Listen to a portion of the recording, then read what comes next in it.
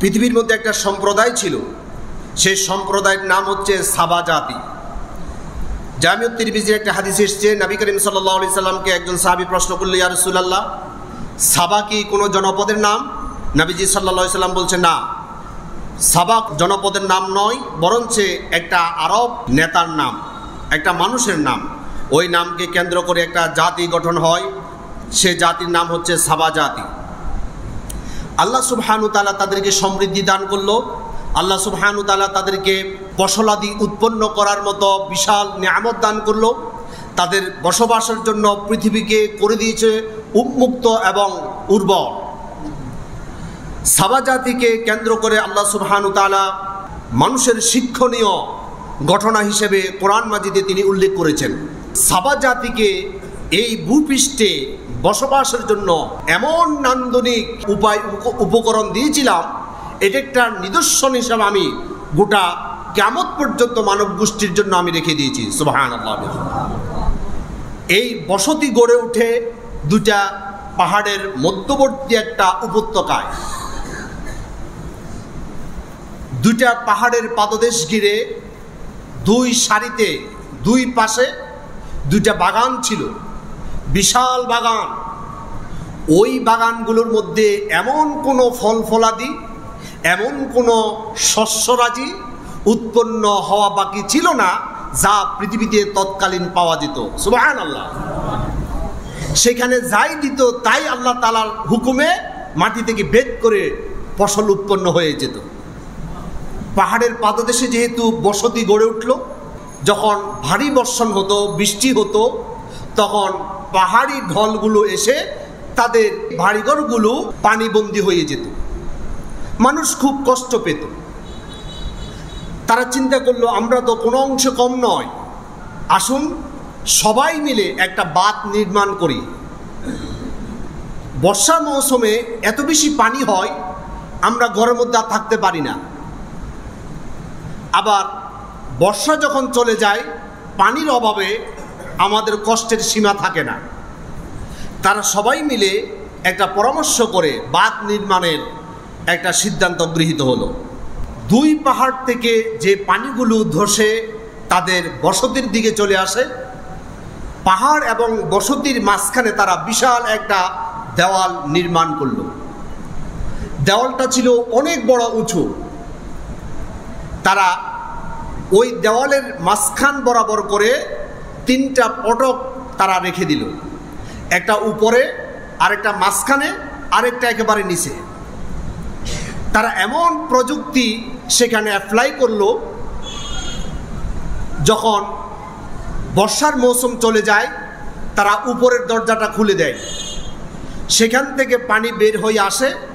আর পানি যাতে করে তাদের প্রয়োজন মতো তাদের গাছপালা, শস্যরাজি এবং যেখানে যেখানে পানি প্রয়োজন সেখানে চলে যায়, এই জন্য একটা নালা এবং খালের মতো করে একটা পজিশন করে নিল।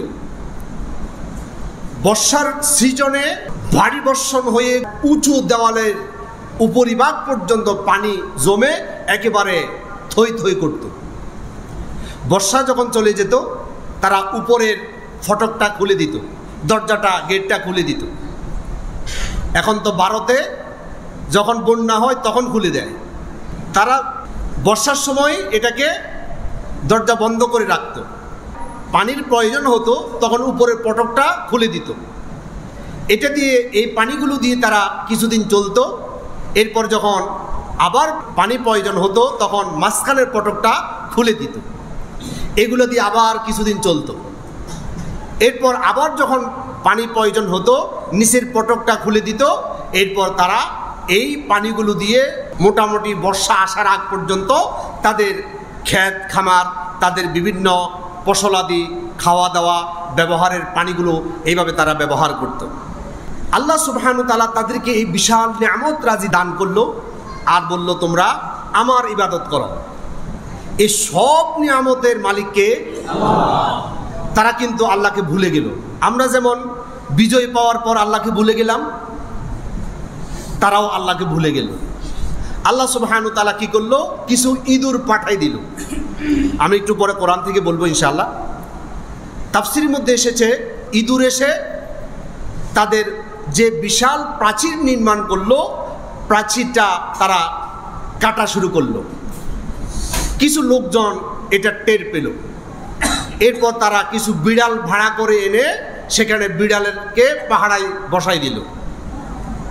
আল্লাহ যখন চায় তখন গুলি প্রশাসন, র্যাব, আর্মি, বিডিআর, সেনাবাহিনী যত বাহিনী আছে, কোনো বাহিনী দিয়ে আল্লাহর সিদ্ধান্তের বিরুদ্ধে কোনো সিদ্ধান্ত বাস্তবায়ন করা এটা কি সম্ভব হয়? যেখানে কোনো ফোর্সে কাজ হয় নাই সেখানে ইঁদুরের ফোর্স দিয়ে আর কি হবে? ইঁদুর মোটামুটি তাদের কার্যক্রম চালিয়ে গেল। বিশাল ভারী বর্ষণ হলো। বর্ষণের সাথে সাথে তাদের দেওয়াল বেগে খান খান হয়ে গেল। তাদের জনপদ আল্লাহ তাআলা পানির মধ্যে ডুবিয়ে দিল।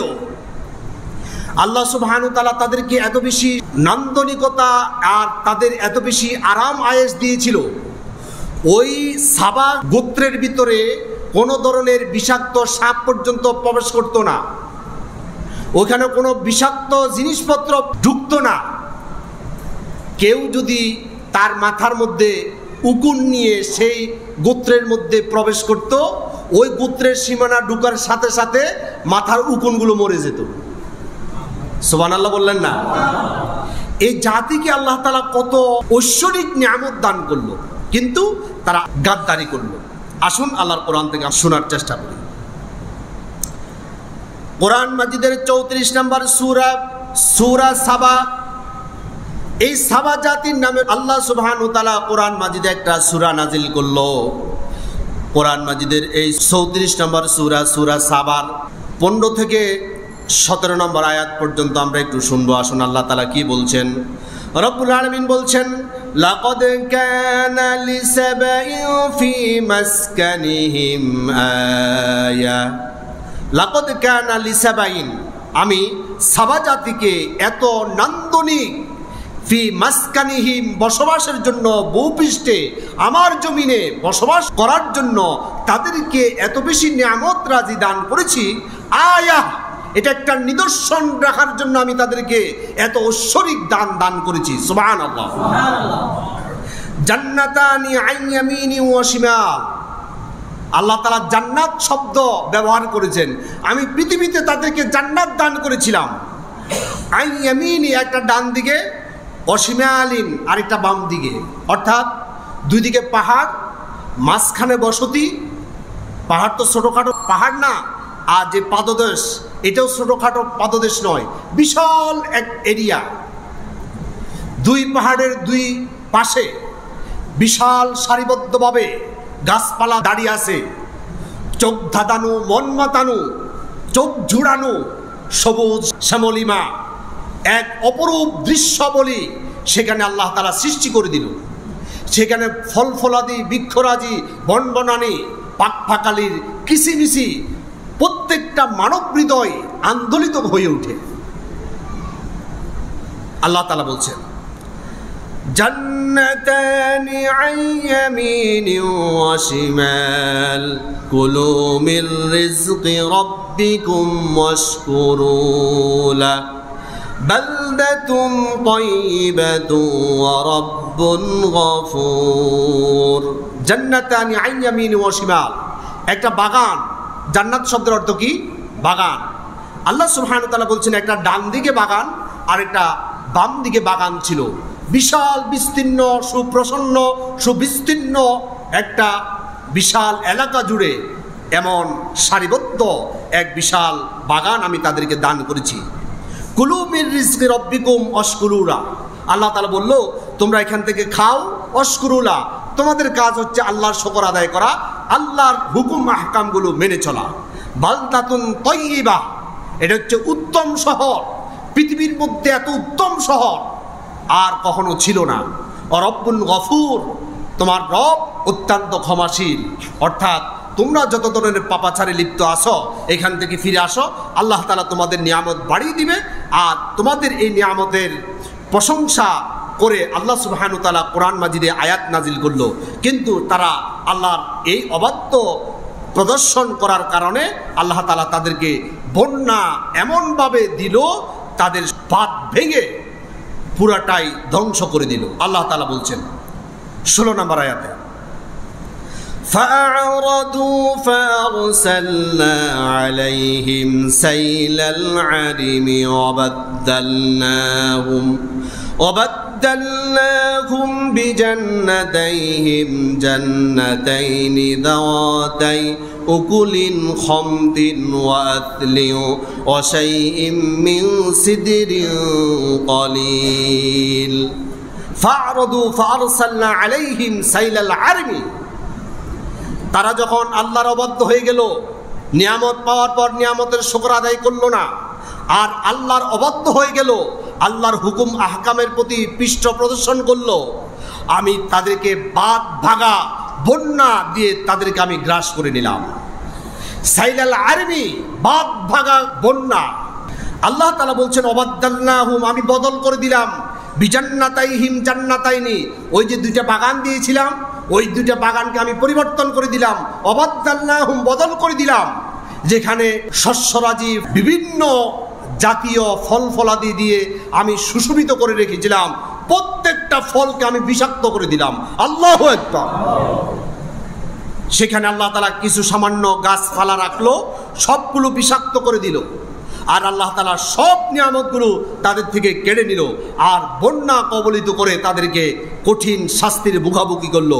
এরপর আল্লাহ তাআলা বলছেন যালিকা জাযাইনাহুম বিমা কাফারু, তারা কুফরি করেছে, আল্লাহর বিধানের প্রতি পৃষ্ঠ প্রদর্শন করেছে, আল্লাহর হুকুম আহকাম তারা মানতে নারাজ ছিল। যালিকা জাযাইনাহুম, তাদেরকে যাজা দেওয়া হয়েছে, তাদেরকে পুরস্কার দেওয়া হয়েছে। পুরস্কারটা কি? তাদের থেকে সকল নিয়ামত কেড়ে নেওয়া হয়েছে, তাদেরকে বন্যা কবলিত করে একেবারে নাস্তে নাবুদ করে দেওয়া হয়েছে। ওয়াহাল নুজাজি ইল্লাল কাফুর, যারা এই ধরনের আল্লাহর সাথে দাম্ভিকতা প্রদর্শন করে তাদেরকে এইভাবে আল্লাহ তাআলা নাস্তা নাবুদ করে, এছাড়া আর কাউকে আল্লাহ তাআলা এই ধরনের পরিস্থিতির সম্মুখীন করে না। আল্লাহু আকবার। এখন কথা হচ্ছে, আমরাও কি সেই পথে আগাচ্ছি কি?